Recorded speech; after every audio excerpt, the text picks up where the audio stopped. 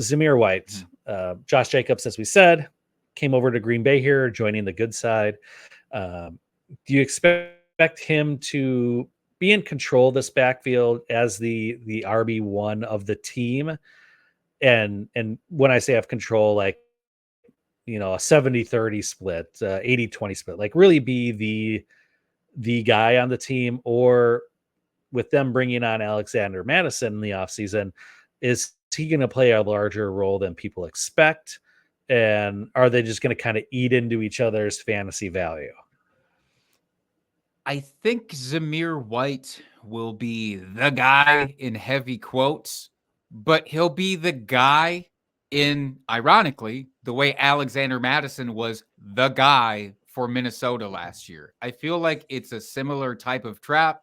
It's just kind of coincidental that that's now his teammate there. And it's not because I think Alexander Mattison is this massive talent, because obviously, again, last year he didn't look great. I just don't believe in the talent of Zamir White enough to say that, oh, yeah, he's going to get 70% of touches.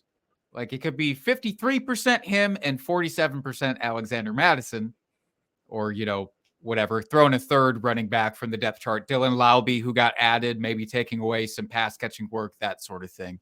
So I just don't have full confidence or even close to it. And Zamir White's going too early. He's in the running back dead zone, which is like rounds 5 through 9, basically, traditionally for running backs. And I'm steering so far away from him. But if you're looking at him versus James Conner, I'm going to take James Conner. If you're looking at Zamir White versus, God, who's one of these other guys going around that area? Actually, he's probably going well ahead of James Conner. How about this? Would you draft Zamir White? So I'll tell you right now, Zamir White is going 21st overall. Oh, go ahead. Go ahead. Sorry. Go ahead. Okay. So Zamir White is currently going RB21 off the board. Not James Cook. Who are you said?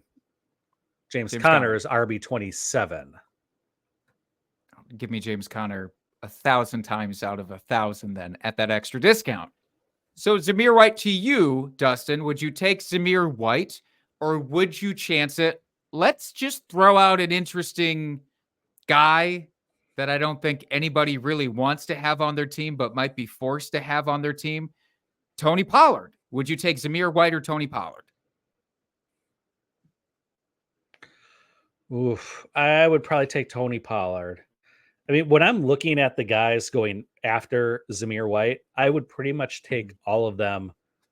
Here's the list going right after. You got Najee Harris, DeAndre Swift, Jalen Warren, Jonathan Brooks, Zach Moss, James Conner, Raheem Mostert, Tony Pollard.